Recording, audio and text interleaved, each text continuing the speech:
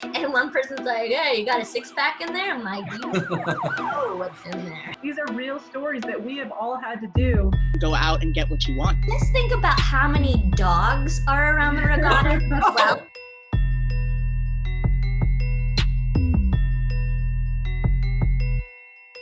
I'm Alex Del Sordo, and you can see this unless you're listening on the podcast.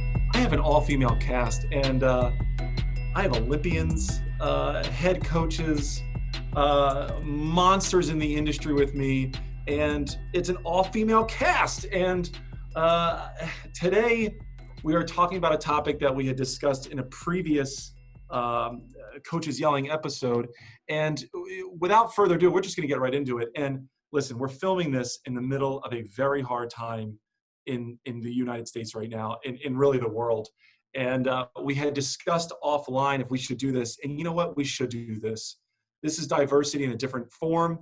And I think it's really important for us to have these conversations. So I'm going to start with, a legend, Mary Whipple, for goodness sakes. Mary, you are, if people don't know who you are in the U.S. rowing or in the world rowing, they need to get the heck out of here, okay? I don't know how many Olympic medals you've won. I don't know how many world championships you've won, but you are a beast. Thank you for being on this show today. A 5'3.5" beast. I'll take it. Well, you'll take it. So are you excited to be on the show today? Are you looking forward to this? Beyond excited. First, because I'm stoked to hear from my friends, teammates, and fellow moms about this topic, and I just think I'm stoked to be present in the room, so to speak, and let's do it. I love it. And you said you're 5'3", is that right? And a half. That's really important. Well, thank you for being here. Next up, Sarah Trowbridge. Now, Sarah, world champion level, Olympic level athlete. A mom as well. You're also a mother, I believe. I am honored to have you on this show, and I hope you are too. Welcome.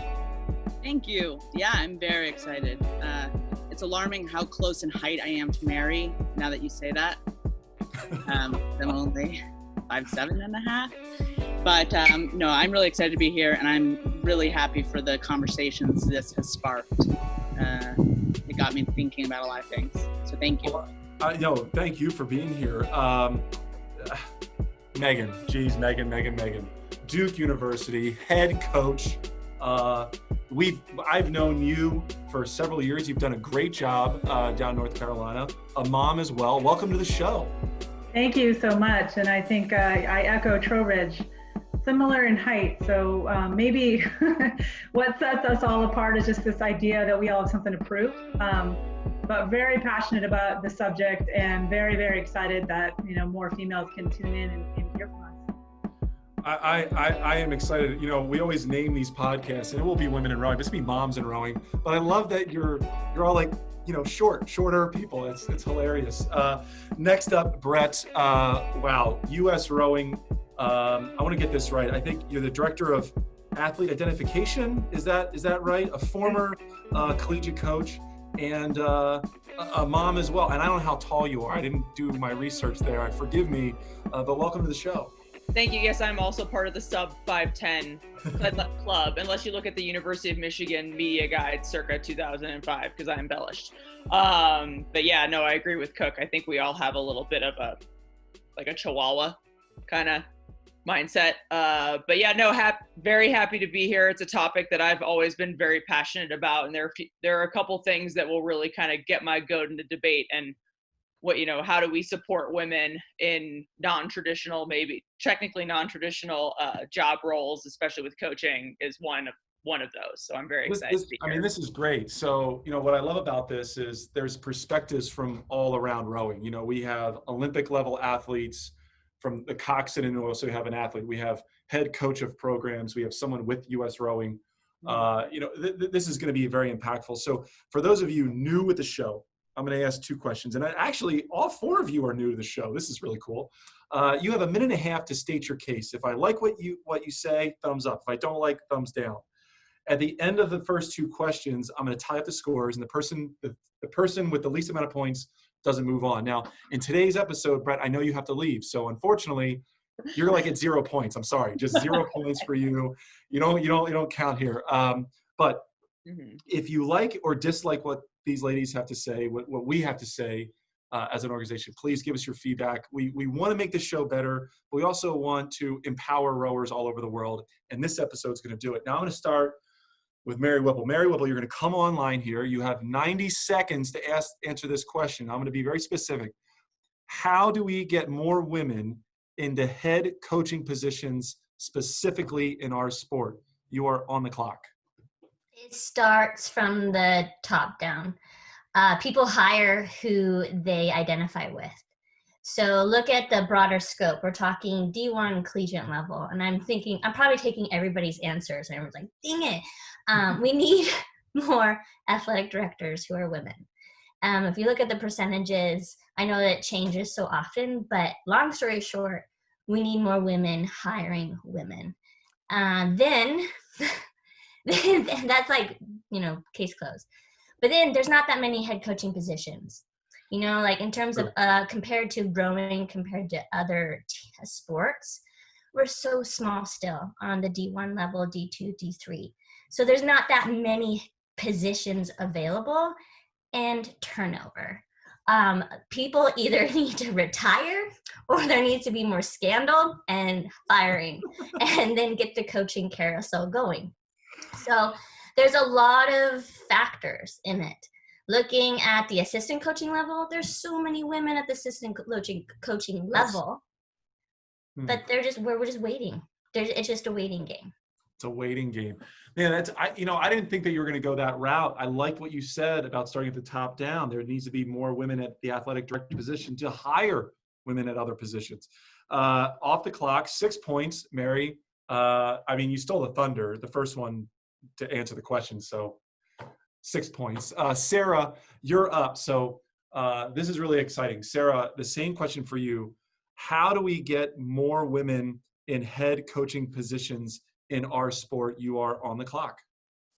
Okay, so I tried to think of a little bit less obvious things, and I'm going to first start with why aren't they applying? So if they're not applying, I'm going to put a little bit on the administration, which is to not go with groomer, which is that I heard she likes her life, she lives in a great place, her husband makes bank, she's not going to want to move.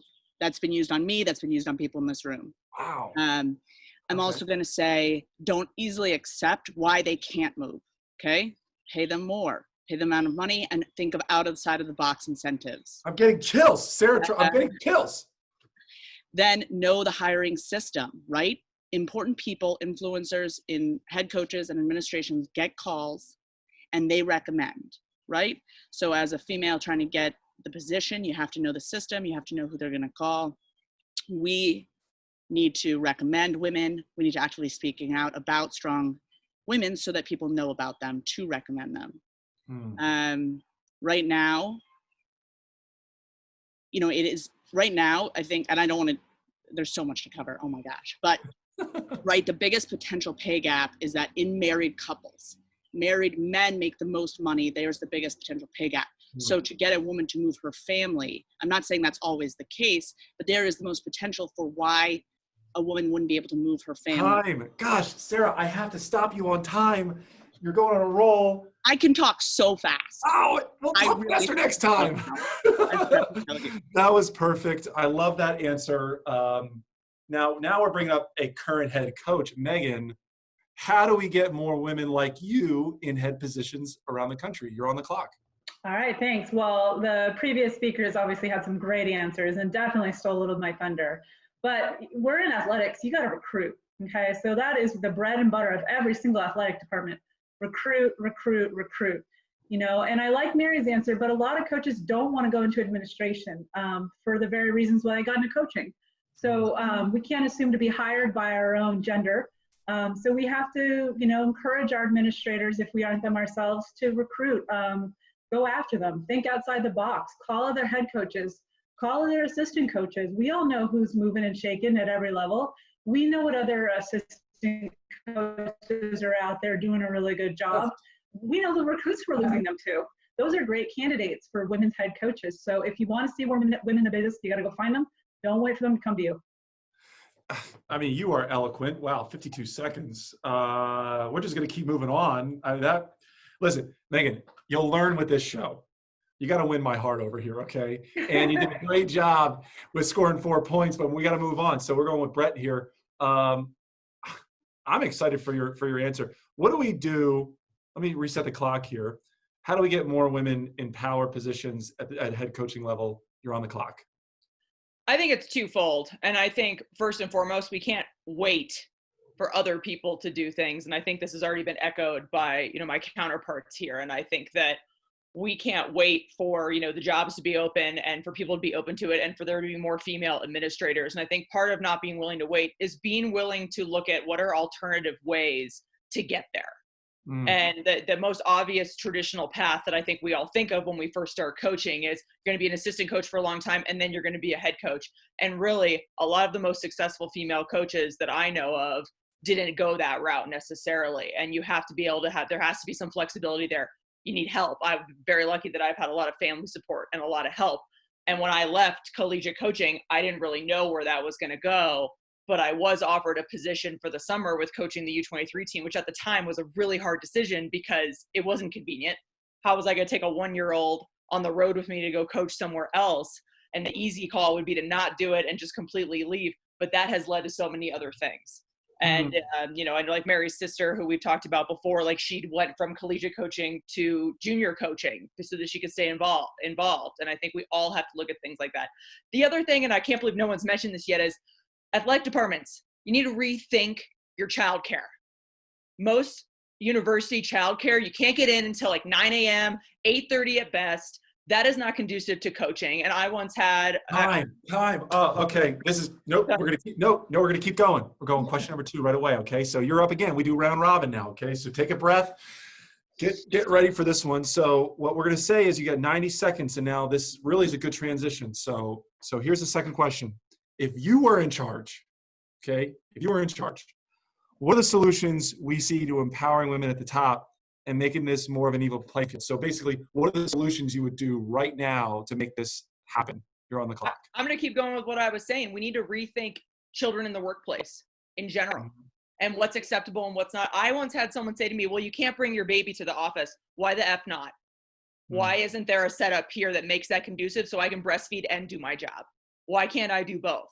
I mean, that's I had someone once, I had toddler on the back in the boatyard. They're like, you're not allowed to have them in here. And why don't we have childcare at our regattas? I actively tried to make that happen in Sarasota when we had NCAAs there, and I was ignored. No one else does that. Well, why can't we be first? Wow.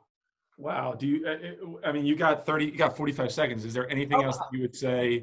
I'm shaking because this is how exciting. I love the energy and the passion, but so if you could change one more thing, or if you could assure one thing, what would that be?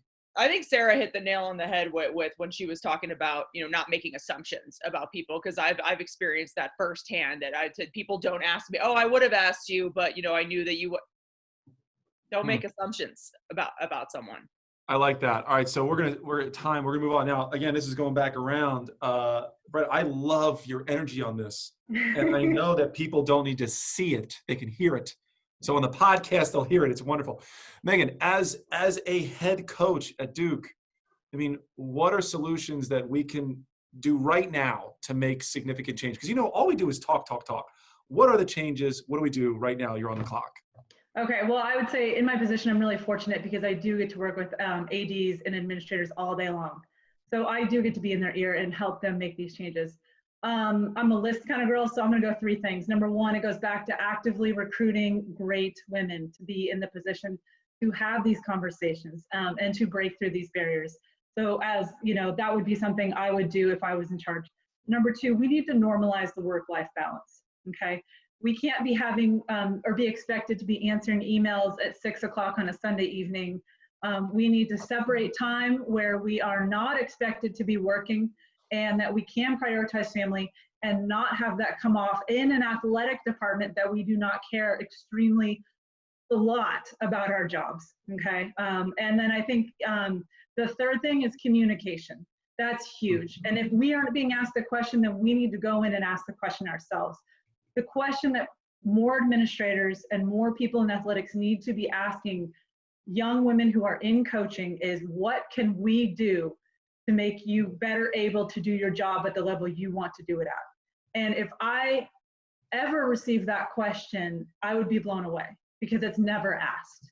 It's never asked. What are the simple little things that we can do so that you can stay in this game, so that you can do your best job, so that you can represent our university or our program or whatever it is? I think we need to be asking that question. Man.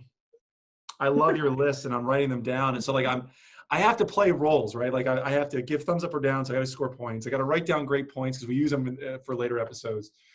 Yeah, you're on a roll here. Sarah, we're going to bring you in. If you, and this is so ridiculous, but like if you were in charge, what are the solutions? What are the things that you would do right now to empower women in those positions? You're on the clock. So as we tapped on was the childcare, the non-normal hour childcare. Right now, there are, in our sport, you often have rosters that are over 50 people. There's only 4 paid coaches. So if you take time off for any kind of family situation or any situation in general, that's a major hit to your workforce and workable hours. Even if you really were confident that leadership wouldn't take a hit of your team because you had an awesome assistant coach, that's actually over 25% of the work wouldn't get done, which puts a major strain. I think first, like she said, the American sense of work-life balance, that's going to be a long change, but that would need to change. Right now, the successful coaches are coaches who are driven, who sacrifice quite a bit, and it's said of men quite often would rather be coaching than be with their family. I love coaching. I want to be coaching all the time. I'm just going to leave it at that. My job, there should be things in place that help me do that within the boundaries of good work-life balance, right? So what could help me coach more? Be there the best way I can be. And if I were in charge, I would be having my childcare set up, the what's in place if I do need to take time off, and a few other policies that could help me be there. Maybe it's my kids at the boathouse with me, like Brett said. And then I also think time. Okay. We're going to get really into this in the coaches yelling aspect, but I got to close out second question with Mary Whipple. So Mary, if you're in charge, what are we doing? You're on the clock. If I was in charge specifically for rowing, I would 100% childcare at regattas. Like, it is ridiculous. I'm going to echo everybody because it is that important. I was at the last 3 NCAA championships, a part of the commentary team. And I just remember having so many conversations with men and women coaches saying and a lot of people were looking to us, the younger female generation, saying, well, you need to speak up. You need to make this happen. It's like, no, we all need to speak up, whether you are a man or a female, to make it happen. And specifically, the head coaches really need to demand that for their assistant level coaches, whether they are female or men, or male. So I think if it's going to be changed, it's not just the moms trying to change it, it's everybody in the room. And then specifically to keep us in the game, it does have to be a cultural shift. Like, if you're not in the office, just like what Cooke said, it's not like you don't care. You're just efficient and you're messaging and you are delegating. So having a strong leader, it doesn't mean you have to be there punching in the clock. Give the tasks, and if the tasks are there, it's going to happen. And I hope this time of COVID, this time of unrest and inequality right now that we're having, I hope it changes everyone's lens of get your crap done, and that's it. You don't have to be in the room just because you have to not seem like you're a slacker. Time. Oh man. And Okay. then family culture, it's bring your family. It's not like it's rocket science. It's coaching. We're trying to change. Hold on. We're trying to change. Muter. Time up. I can't. I got it. Time. Be good humans. Let us show them how to be good humans and love and care and show them good examples of how you can be a good parent. We are all mothers, but it's all fathers too. Like, how powerful is that? You know, when, like, who does not love it when a head coach brings their family? Because we're all curious. We're all curious about, you know, are they softies to their kids? You know, like, you always want to see that human side of the non-human coach. All right, time. I gave you an extra 30 seconds. You were incredible. I love it. But we have a commercial break now. So I know that this is just going to get even more hot and heavy in this next round. But unfortunately, we have to say goodbye to Brett right now. So after a word from our sponsors, we're going to get back into the coaches yelling. And we already know who's leaving. That's Brett. More from us in a couple seconds.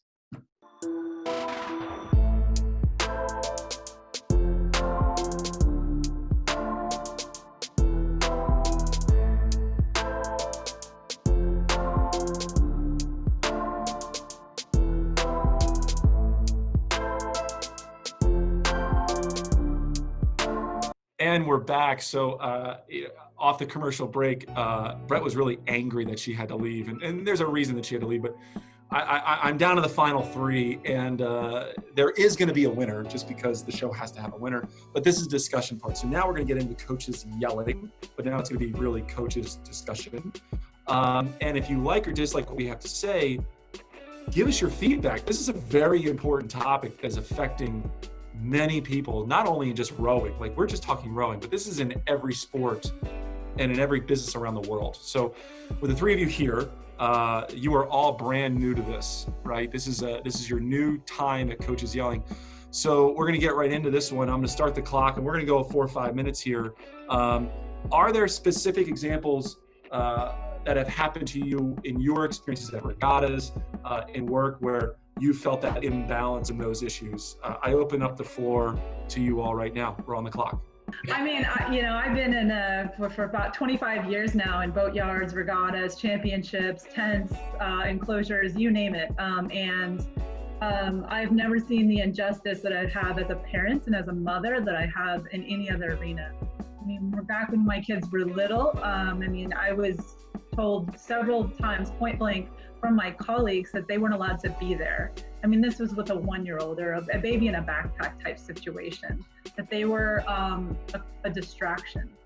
And then it was interesting because a lot of these coaches also had young children at the same time. And I'm just thinking, well, lucky for you. Lucky for you that my husband also has a full-time job and cannot travel with me to this event. And my childcare is taking a break. And so guess what? I'm putting my mom hat on and walking with my child. And in no way is this taking down from any of my responsibilities.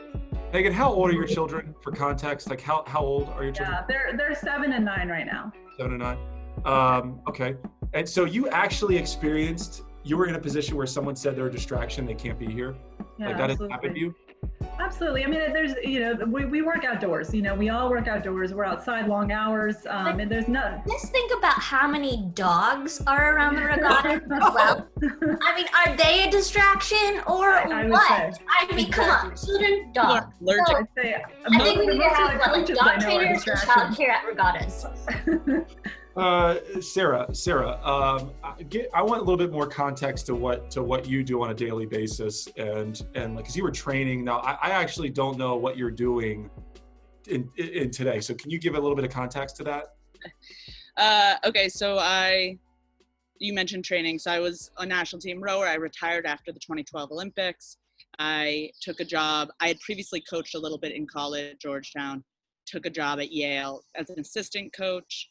Then moved down to Princeton, coached national team athletes, not with the camp system, but elite athletes. Mm-hmm. And then took a head coach position at the University of San Diego for women's rowing, and then moved back here. And my husband took a position at Penn. And so on the surface, I was pregnant. So I raced pregnant at the Crew Classic. Wow. And we did that reunion row. I think a lot of people thought it was because I was pregnant, or I prioritized my husband getting a job, and it was still family related, but actually that my dad was quite sick, or is quite sick, And so you can't pick in coaching where a job is going to open up and when it's going to open up. And Sure. so we made the decision to move now, and I figured I'll land on my feet. I will get a job. Like, I feel like there's actually quite a lot of opportunity in coaching for me as a woman, or just for me in general. And so I was confident that I would be able to keep coaching in as many capacities as much as I'd like to. So we Wow. made that move. But, So that- you know, I was that person, I think I'm the person I had to get past, because I had this, my mom was a working mom and a protester for women's rights. And I thought somehow it was unprofessional, though, if I had a family. Like, I didn't want to play the pregnancy card ever, the female card, the mom card. I went on one of my interviews in a suit, full suit, all day. You guys have been on interviews, right? Like, they pick you up early, you go to the boathouse, you go to everything, every single meeting. I was still breastfeeding, so I did not pump once. I did not mention it. I took one bathroom break. I opened my suit at the end of the day, and my whole front was just drenched. Wow. Drenched, crusty, down like to my pants, but it was a black suit, so you couldn't tell through the lapel. And I mean, I kind of didn't notice it because I was just so busy and there's so much going on. But if I'm on a Skype or if I'm doing something work related, I like have my foot, you can't see, but my foot is closing the door as my 3-year-old is trying to get in, because I'm like, this would not be professional if I seem like I'm That's distracted. a weird stigma. So, wow. So, Mary, I mean, that's a weird stigma that I hate that you went through. Mary, do you feel the same way that Sarah, or that women in general have to hide some of those things in order to advance their careers? Well, of course. I mean, well, first of all, I love what Brett said in the previous round is you have to get creative. I mean, I am a rowing coach in a mountain town.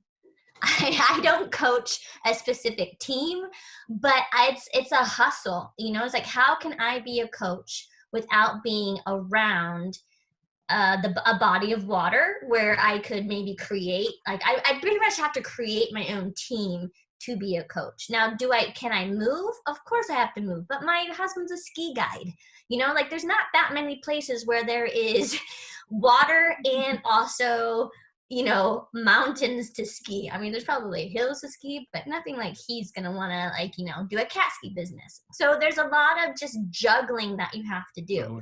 And specifically when I was in Sarasota on the commentary team at NCAA's, I was breastfeeding. I kept my child at home because luckily it was summer, so shoulder season. My husband could watch our son.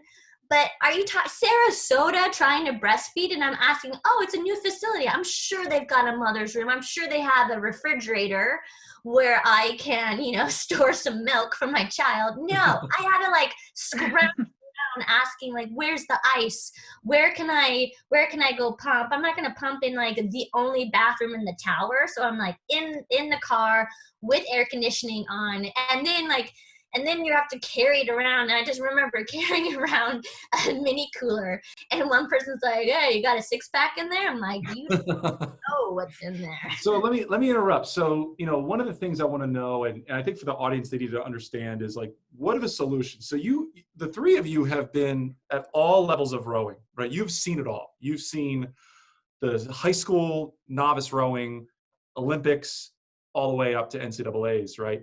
What are things that we can do for moms, for female athletes to make their experience better or easier? Sarah, what do you think? What is one thing that you can think of from all of your experience that'll make your life easier, that will even the playing field? I think, as we started to discuss, is accessibility for me personally, to childcare at odd times, or thinking completely outside the box. Why are practices when they are, right? Why, if generally you have a 2-parent household and both people are working, then there's a good chance your spouse may not be working on the weekend. You could row 4 times on the weekend, give your student athletes 2 days to actually be student athletes. You could just really start to think outside the box about why you do the things you do and when you do them. And if there are really easy solutions that make it easier to be all the roles that we want to be. Well, so the way I consolidate down to childcare, which is perfect, but also flexible, accommodating schedules. Because as parents, I mean, I'm a parent. It's sometimes you can't work at 7 o'clock at night like people expect to. And I think, Megan, you brought that up before. What can you think that would make your life easier. Again, even playing field, right? Like holding each other responsible. I want to end this episode with solutions. Right? If we don't end with solutions, this was just a waste of time and a great talk. But I want to be able to say, these are the things that 3 or 4 powerful women in their positions have said, this is what needs to happen. Megan, what can you think? Anything more? Absolutely. I think, you nailed it. We have to go forward with solutions. And I think the best way to do that is just keep asking the question. If you're holding an NCAA regatta and you know which teams are coming, send an email out to all the female head coaches and the male head coaches. What other things can we do as a regatta staff to make sure that you can balance the work, your family, and the work that you need to do on site? I mean, they certainly ask that question about how many water bottle stations there should be. They ask us how many porta-johns should be. They're always asking us the logistical questions to take care of our team. What time should the team meal end? How many vendors can be on site? We are asked all these logistical questions every day. No one has ever asked me, hey, would you like to have a quiet space where moms or young parents could potentially breastfeed or put their child down for a nap in a cool area? Boom, solution. That's not a hard one, and I guarantee that facility exists. But when you have women pumping in porta-johns in the back of buses, not breastfeeding all day, I mean, I don't want to go down the road of the war stories, but they're real. These are real stories that we have all had to do because we don't want to come across that we're inept. We don't want to come across that we are not capable of handling our own shit. And we never want it to come across that our family is taking first position ahead of our teams. We chose the job because we're passionate. But they should, though. They should. Family should be first. It's a great example of student athletes of family first. Absolutely. Team second. Absolutely. But I think what we run into is the second that we are proactive about that, we get cast in this light. And I think that's what feels unfair. So like what Sarah was saying about having to hide what she had to take care of that day, I mean, we all feel that. We feel like we have to have it all organized. I mean, if my team goes to the airport at 6 a.m., I'm up at 3 to get everything organized so that it doesn't appear to the team in any way that I had to do 100 extra things to get to that same airport. All I'm saying is we need to normalize families. We need to and that's what I'll do every day. I'll put my family, my husband, my dogs, you name it, in front of my team on a daily basis and show my student athletes, my 55 young women, this is normal, this is okay, this is to be celebrated. I'm a strong, great coach, and I'm a mom and a strong, great mom. And, you can see it first and foremost in front of me every single day. So I love this. How powerful would that be to show everyone that you can, obviously we all multitask like bosses, but how powerful is it to, be nurturing 1 second, flip on that badass switch and say, it's time to go AFAP. Let's go. Mm-hmm. We've got 10 minutes, 15 minutes. Let's get the work done and be champions. And then when you turn on and then you put on your nurturing hat, it's, I hear you, I validate you, but this is the level of acceptance of quality. We don't go below that. So I think there's so much more to showing your vulnerability, because showing vulnerability does not mean you're weak. And I think exactly what Cooke said, normalize everyday life, and then maybe we'll get less anxiety. Student athletes, maybe we'll get a little bit more harder, resilient athletes. And then when they go off and they end their student athlete career, then they know how to accept challenge and adversity within any setting. Sarah, I would like you to go ahead and say something. I could see. Well, I was going to say, I hadn't thought of it as I was hiding something so much as my alignment of what focus looked like and what professionalism looked like, right? Mm-hmm. And that other things, not just kids, but especially kids, could be seen as a distraction, as you actually said, people had said to you. And then I just reached a breaking point where I need to have them around, or my husband needs to be around with them, and it's a family show. But I think what both of you guys are saying is that we're showing that we are professional, that we're getting shit done, that we're fast, that we're great coaches, our kids go fast, and we have kids. So therefore, you can have kids there and have a family and be professional, and your athletes learn that. That's a new definition of what professional is. It's not cutting out everything else. And then, you're talking about more about solutions. If we, I think there's something to be said for the number of kids we have that aren't coached by women the majority of their lives. So what they see is like, wow, that's so different. So if we continue to push for women to be coaching at all levels, and that maybe if we realize like, hey, I might not make the big bucks and it might not really be that cost effective to take this coaching role that doesn't even cover the cost of childcare. But you know what? It's very effective in showing, like having women coaching through all levels. Let me end this session here with 2 points, and this is really cool.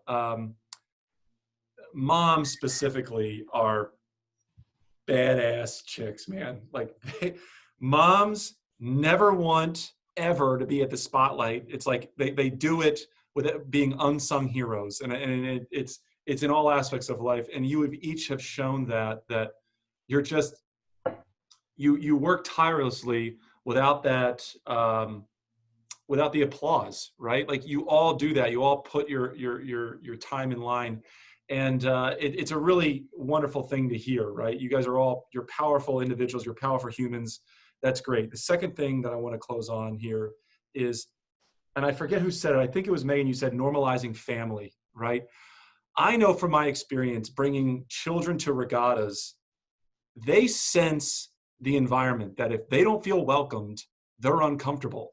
And I have had people around me say, like, staring at my children, like, why are they here right now? And it's my profession, and they get uncomfortable.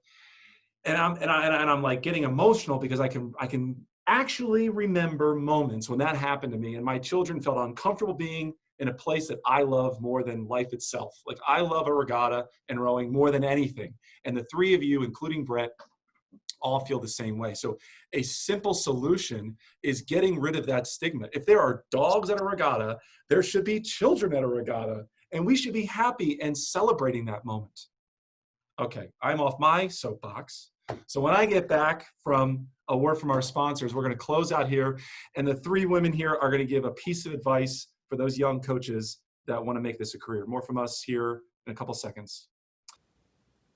Hey everyone, this is Mary at Ninth Seat. It's a Coxswain education program that provides online camps and clinics, in addition to our flagship program, Coxswain Leadership Camp.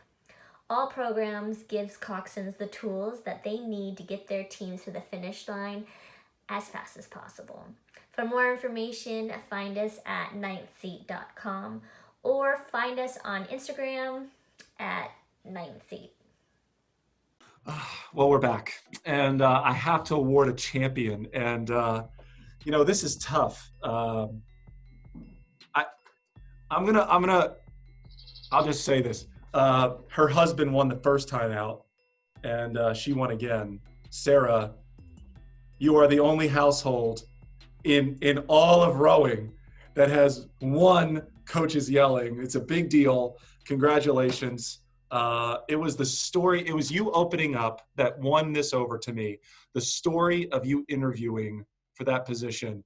And like that interview, that story you told us really broke down the barriers, and we talked more about this. So congratulations winning Coaches Yelling. And now you have 30 seconds to give a young athlete, a female athlete, or a female who wants to be a coach. What would you give that young woman? What advice would you give her if she wants to be an Olympian or if she wants to make rowing a career? You're on the clock. Well, I've always been a big fan of just never take no as an acceptable answer, and think outside the box, try different things, don't back away. But I also feel like I've never felt that I couldn't do something. So being confident, being authentic in your messaging. I think there's a lot of ideas of how a coach should be, and there's a lot of research that tells that doesn't work. You should be authentic in how you want to reach athletes. And if your part of your life is your family, if part of your life is multi-generational living, if part of your life is another passion, I don't think we should have to hide that to stay professional and to stay focused. I think those can augment and you bring them in. But for the most part, just don't take no, advocate for yourself, and go out and get what you want. I love it. Congratulations on winning your first ever Coaches Yelling. Led off with my husband. He won. Like, it was in my head. Like, and if you put me on the spot, I'm sorry to put me on the spot. I just remember that he won. I'm sorry. No, that is cool that we're a household, and he's been the reason I've been able to do a lot of things. You're a Because team. It's not that he did better than you. You're a team. You both won, and he did it on the same porch that you're on right now. as long as you know that I could win. Kidding. Now, Mary, you did a wonderful job today. It's usually the person that starts the episode. It takes a long time after that around the horn. We don't hear much of the first person. You did a fantastic job. I'm so honored to have you on this show. What advice do you want to give the young woman out there that wants to make this a career or be an Olympic champion? It doesn't have to be D1 or nothing. Being a D1 coach doesn't mean that you are successful. You can be successful at any level that you find your passion. So for me, of course, I have aspirations of one day actually molding and taking a team from, day one to the championships. But for now, for me, being successful is being an entrepreneur, being a coach of many, and seeing if I can just inspire individual athletes to go back to their teams and lift up their teams. So there's so many things that you can hustle and thinking outside of the box. And that's what Brett said too, is just because you're not going to climb the ranks, you don't have to start as an assistant coach from the high school level and then climb your way up all the way to head coach. You can be passionate, be a coach of whoever you can get your hands on, and don't be afraid to just apply. You don't have to check all 100% boxes of, I'm qualified for every single thing. No. Swing for the fences, apply. And if you're your best advocate of yourself and you show your passion and you communicate why you want to be there and why you are going to be an amazing coach, they're going to see that fire, that passion, that authenticity, and they're going to want you on their team. That is a heck of a piece of advice. I think the most powerful thing you led off with this was you don't need to be D1. Like, find your success in another area. I mean, that's coming from an Olympic gold medalist. Like, you've reached the pinnacle of our sport, and you're telling not just women, this is for men too. This advice goes to anybody, really. It's just, you don't need to be an IRA head coach. You don't need to be a Division I head coach. Find your passion, your direction, and stick to it. I think that's wonderful. And cliche as it is, it's about the journey. So, Megan, they call you Cook.